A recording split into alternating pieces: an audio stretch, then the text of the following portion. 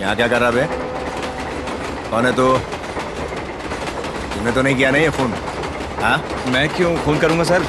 मुझे तो फोन आया था इसीलिए। तो तुझे बॉडी को ठिकाने लगाने के लिए भेजा है? सर मैं एक डिटेक्टिव हूँ। अरेस्ट कर इसे। चल रहा है ये घूसखोर। चल बोला ना सर समझाओ इसको, इतने फेमस डिटेक्टिव को अरेस्ट करना आसान नहीं है, पता है ना? नहीं पता। ले रहे इसको।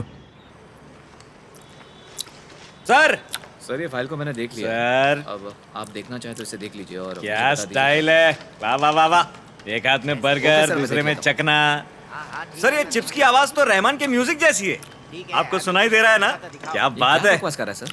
ये हाइट, ये यूनिफॉर्म, क्या पागल हो गया क्या सर? जंजीर के इसे अंदर इंस्पेक्टर जाकर इसकी सर्विस कर डालो। अमित जी। लगता है कोई सन की है सर ये। मैं इस सच फाइल में को उस एड्रेस डिटेक्टिव पे हूँ भेज सर, दो। Please. Okay sir. Hey, Sirish Watson, I can't possibly tell you how disappointed I am upon your late arrival. Please do the needful to get me out of this godforsaken place. Thank you so much. What a bloody brilliant day. Sir मैं ईनाडू का एक crime reporter हूँ sir. हाँ तो sir जिसे आपने arrest किया है, अथरेया, मेरा दोस्त है। तेरा दोस्त अब कैदियों का दोस्त बन गया है। तुझे भी अंदर जाना है क्या? सर ये वाकई एक फेमस डिटेक्टिव है सर। आपसे ज़रूर कुछ गलती हुई होगी। फेमस होगा अपने घर पे, तो टमाटर वालों के अलावा कोई नहीं जानता। फेमस कहाँ से हो गया? वो वहाँ गया था क्योंकि मैंने उसे इन्फॉर्मेशन दी थी। क्राइम रिपोर्टर बता रहा खुद को। तुझे तेरी भाषा में समझाता हूँ। क्राइम सीन पे जो चीज़ें होती हैं उसे सबूत कहते हैं, और वो लोग जो तेरे दोस्त की तरह वहाँ मौजूद होते हैं ना, उसे मैं सस्पेक्ट कहता हूँ। तो भैया मैं तो छोड़ने से रहा। हाँ, बेल ले गया, अपने दोस्त को ले जा। आज तो कोर्ट में छुट्टी है सर, कल सुबह तक बेल नहीं मिलेगी। तो आज रात यही रहने दे, फिक्र मत कर, खातिरदारी करेंगे। पानी मांगेगा दूध देंगे, और फिर पिछवाड़े से निकालेंगे। मैं जानता हूँ इसे कैसे छुड़ाना है। चलो स्नेहा। हाँ तो कर लेना जो करना है। मेरा दिमाग क्यों खा रहा है? अथरेया मैं अभी आया। कुछ कर यार जल्दी। हेलो।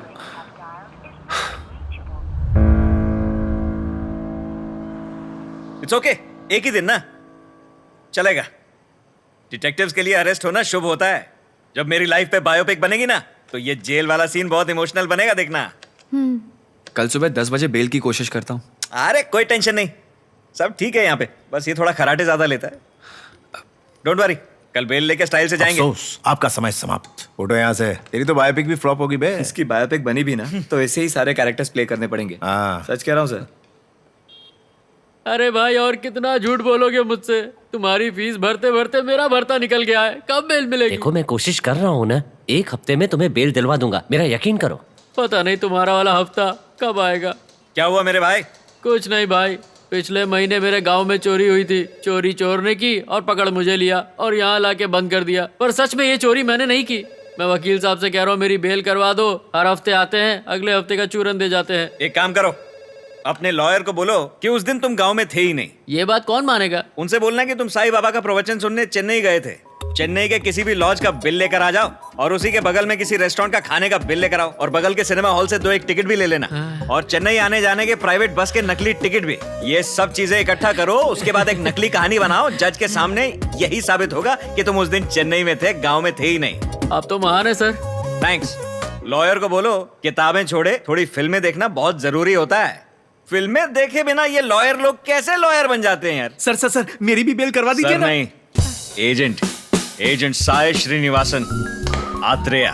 चलो रे, ये झगड़ा नहीं, एक लाइन बनाओ यार। इसकी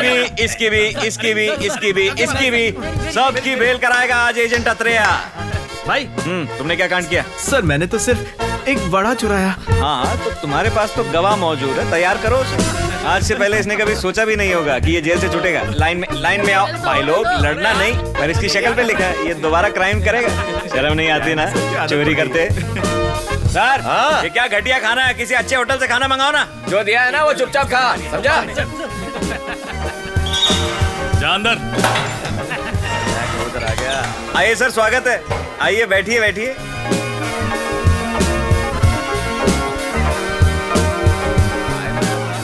क्या मजाक कर रहे हैं सर? अरे आपको तो नहीं बोला।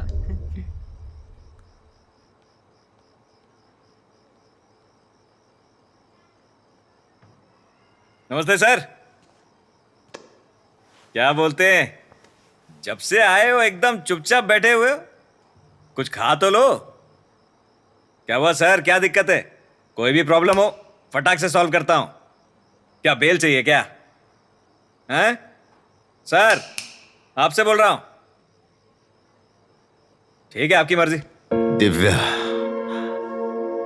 ये दिव्या कौन है सर? दिव्या मेरी बेटी का नाम है। क्या हुआ आपकी बेटी को? वो बेचारी गरीब बच्चों में किताबें वगैरह बांटती थी, उन्हें पढ़ाती भी थी। वो गरीबों की काफी मदद करती थी। इस महीने की 18 तारीख को वो काम के सिलसिले में ओंगोल गई थी। उस रात 10 बजे उसने मुझे फोन किया और कहा, पापा मुझे बहुत डर लग रहा है, वो तीनों मुझे नहीं छोड़ेंगे। और फिर उसका फोन कट हो गया बेटा। उसके बाद मैंने बहुत कोशिश की पर उसका फोन नहीं लगा। मैं समझ नहीं पाया अब क्या करूं, पता नहीं किससे मदद मांगूं। तभी उस दिन मैं मेरे दोस्तों के साथ ओंगोल पुलिस थाने गया, वहां कंप्लेंट लिखवाने। वहां के पुलिस वाले ने कहा, यहां आज किसी की लाश आई है, जाकर वहां पहचान कर लो कि कहीं वो तुम्हारी बेटी तो नहीं है। मेरी दिव्या, वो मेरी दिव्या ही थी। इंस्पेक्टर ने कहा उसने किसी लड़के के चक्कर में आत्महत्या कर ली है, पर यह झूठ था। कोई भी मेरी बेटी को देखकर यह अच्छी तरह से बता सकता था कि किसी दरिंदे ने उसका रेप करके खून कर दिया।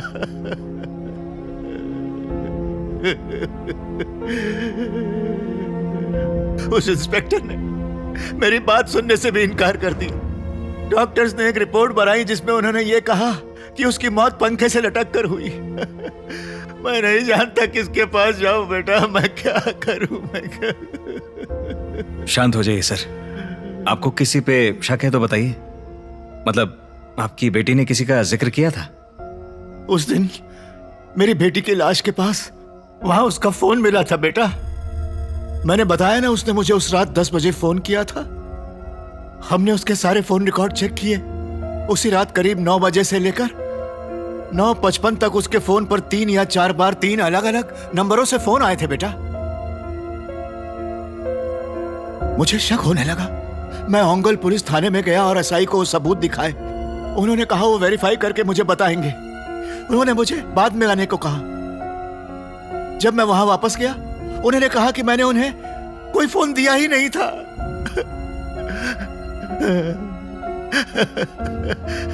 उसके बाद मैं यहाँ के पुलिस स्टेशन में भी गया। असलियत में किसी आदमी ने वेंकटाचलम के पास चिट फंड के चक्कर में लोगों के पैसे लूट लिए थे। उन्होंने वो इल्जाम मुझ पर लगा दिया और मुझे अंदर कर दिया बेटा।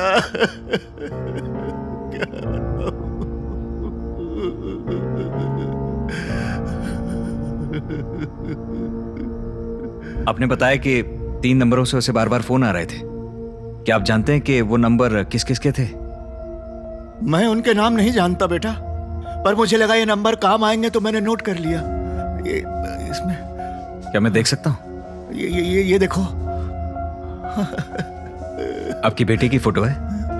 हाँ बेटा। दिखाइए।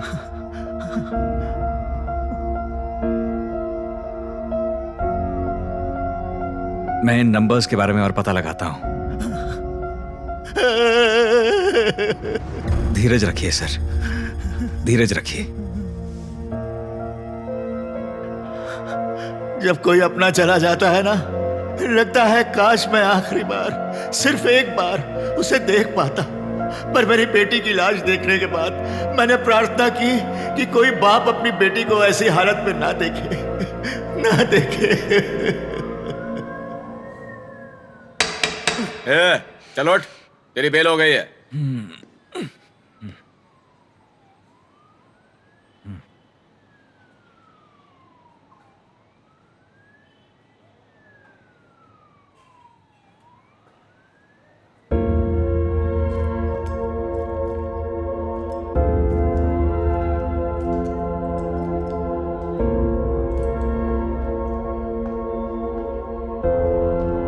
क्या हुआ एजेंट? अब तो जेल से बाहर है, फिर भी मुंह क्यों लटका हुआ है? कल रात को हवालात में एक आदमी से मिला था।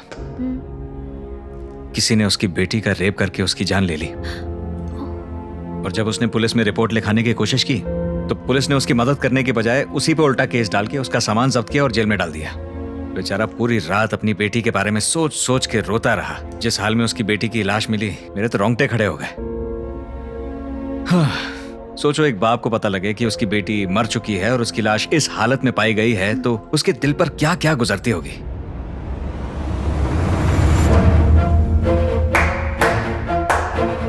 मैं हमेशा तुमसे कहता था ना कि एक दिन हमारे पास बहुत बड़ा केस आएगा। यही वो केस है। हम ये केस सॉल्व करेंगे। मारुति राव ने मुझे 3 नंबर्स दिए हैं। ये लोग जो भी हैं अपनी पूरी ताकत लगाकर इस केस को दबाने की पूरी कोशिश कर रहे हैं। ऊपर से पुलिस भी इन लोगों की मदद कर रही है केस को दबाने में। जरा पता लगाओ ये नंबर्स किसके, डिटेल्स निकालो। Okay agent.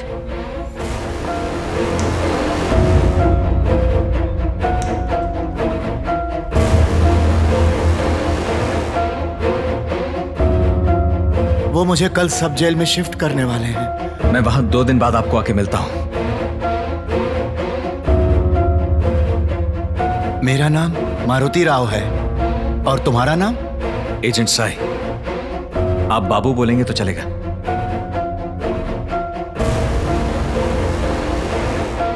एजेंट, क्या हुआ? उनका पता चल गया है एजेंट। गुड।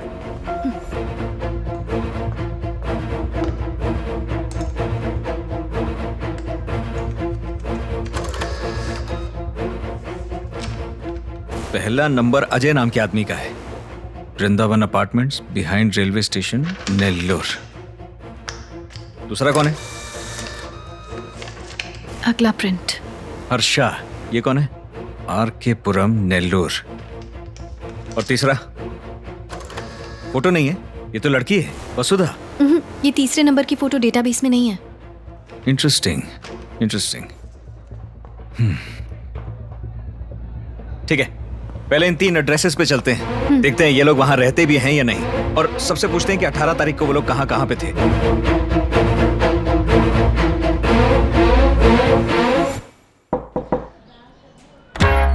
Hello madam.